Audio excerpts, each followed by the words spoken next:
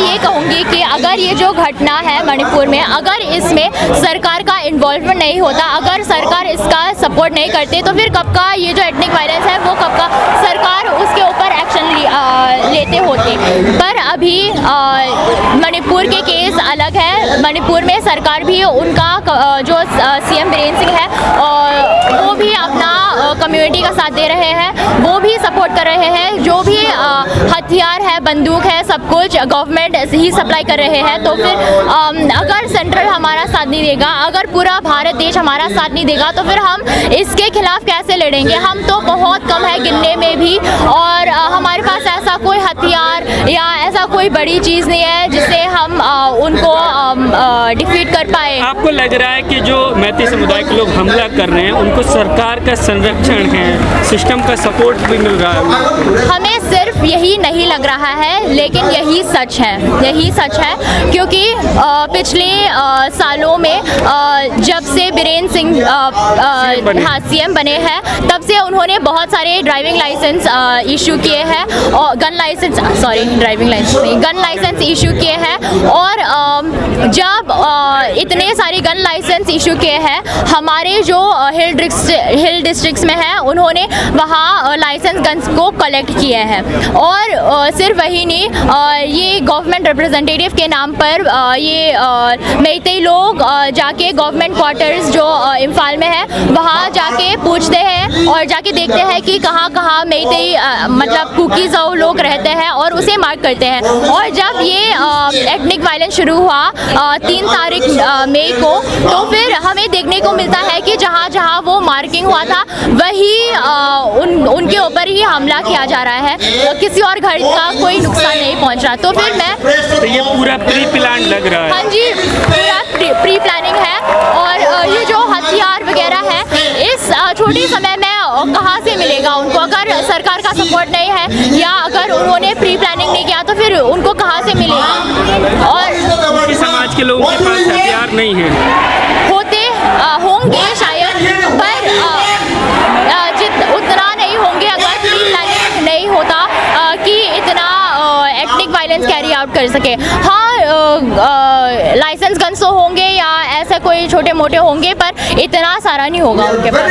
और मैं अंत में ये विनती कहना चाहती हूँ कि हम यहाँ आके प्रदर्शन करते रहेंगे जब तक कि हमें अपना सेपरेट एडमिनिस्ट्रेशन, हमें अपना मांग नहीं मिलता। हम गाते रहेंगे, ये हम होंगे कामयाब, हम होंगे कामयाब, हम गाते रहेंगे। पर अगर पूरा देश, पूरा भारत, हमारे जो फेलो सिटीजन्स हैं, अगर आप हमारे मदद नहीं करते, तो फिर हम कामयाब नहीं हो पाएंगे। इसलिए हम आपसे प्रार्थना और विनती करते हैं कि आप जैसे अभी अपना आवाज़ उठा रहे हो हमारे लिए, वैसे भी भविष्य में भी ऐसा ही सपोर्ट करते रहना और हमारे साथ इस लड़ाई में आके लड़े। ये वायरल वीडियो होने के बाद ही सरकार ने बोला है, अपना आवाज़ उठाया है, और ये वीडियो भी 2 महीने के बाद ही वायरल हुआ है। तो इसका मतलब क्या ये वायरल वीडियो होने के बाद ही हम भारत के हिस्से बने हैं? क्या हम इससे पहले इंडियंस नहीं थे? क्या आप हमें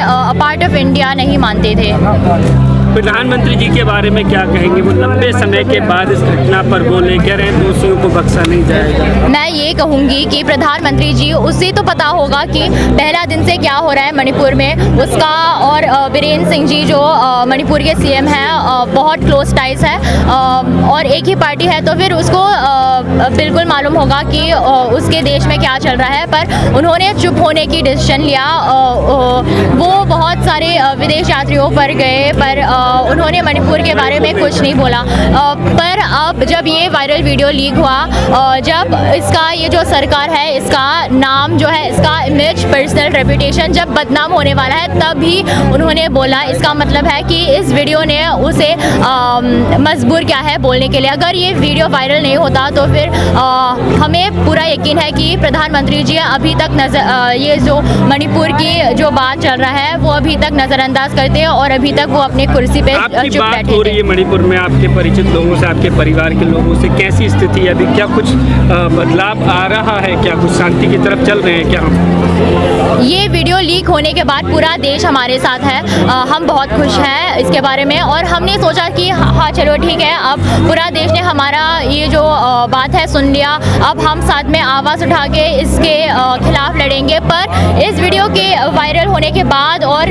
उससे भी इस वीडियो लीक होने के बाद भी हमने बहुत सारे प्रदर्शन कर चुके हैं। उसके बाद भी ये जो हमला किया है उन मेइते लोगों ने हमारे ऊपर, ये रुका नहीं। अभी भी फायरिंग चल रहा है घर पे, और कल भी हमारा एक लड़का मर गया है, और चोट लगी है दूसरे लोगों को भी। तो हमारा इतने सारे जवान आर्मी में हैं, देश के लिए उन्होंने अपना जान हाजिर करके देश बचाने के लिए वो बहुत कोशिश कर रहे हैं। पर घर पे यहाँ उनके परिवार को रेफ्यूजीज माना जा रहे हैं, इनके बीवियों को, इनके बेटियों को रेप करी जा रहे हैं, और सरकार चुप बैठे हैं। क्या लगता है, लाखों की संख्या में हमारे देश में आर्मी है, सरकार अगर चाहे केंद्र सरकार तो वहाँ भारी फोर्स भेज करके शांति स्थापित की जा सकती है, तो क्या केंद्र सरकार का रवैया जो है वो आपके प्रति भेदभावपूर्ण लग रहा है आपको? अगर सरकार चाहते हैं कि ये जो एथनिक वायलेंस है, ये जो लड़ाई है, ये बंद हो जाए, तो फिर वो कब का कर देते हैं ना। पहले दिन से उन्होंने कुछ नहीं किया। बीरेन सिंह जी या फिर सेंट्रल का जो सरकार है उन्होंने कुछ नहीं बोला। इसका मतलब यही है कि जो भी मणिपुर में हो रहा है इसका स्टेट का सरकार इसके पीछे है, और भारत सरकार, ये जो सेंट्रल सरकार है, बहुत अच्छे से पता है उनको।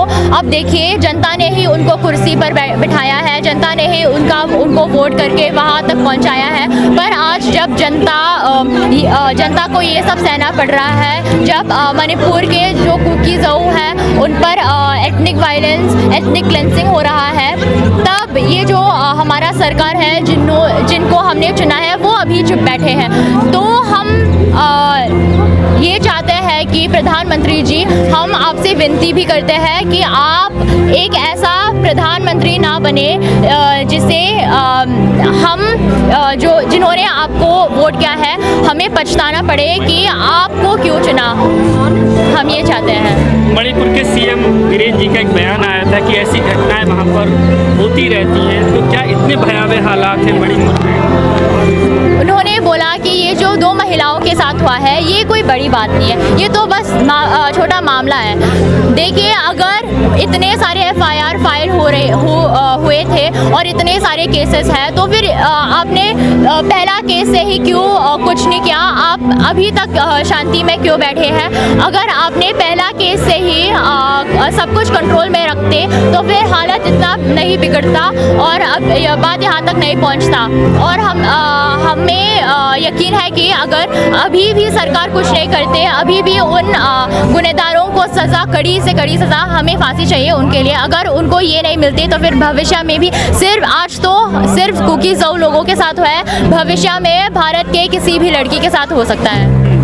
बेटी बचाओ बेटी पढ़ाओ की बात कही गई थी भाजपा के द्वारा, केंद्र में भी भाजपा की सरकार, राज्य में भी भाजपा की सरकार है, तो क्या लगता है ये सरकार जो है महिला सुरक्षा में बिल्कुल नाकाम साबित हो रही है? हमें मंजूर है, और मैं मानती भी हूँ कि ये जो बेटी बचाओ बेटी पढ़ाओ है, इस स्कीम ने बहुत सारे लड़कियों की जान जो खतरे में थे उनको बचाया। पर अभी जब वो अगर इस स्कीम को भारत में इंट्रोड्यूस किए गए तो फिर पूरा भारत में फेयरली इंट्रोड्यूस क्यों किया नहीं गया?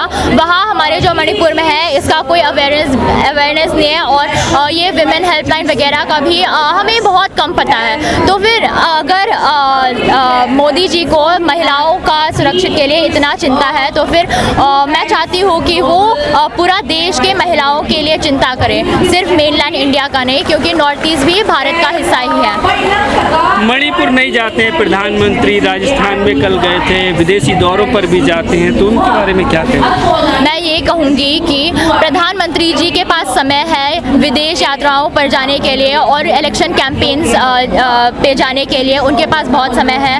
एक जानवर का जो जान चला गया उन पर बोलने का बहुत समय है, पर उनके लिए समय नहीं है। उनके लिए सिर्फ 30 सेकंड है मणिपुर के बारे में बोलने का।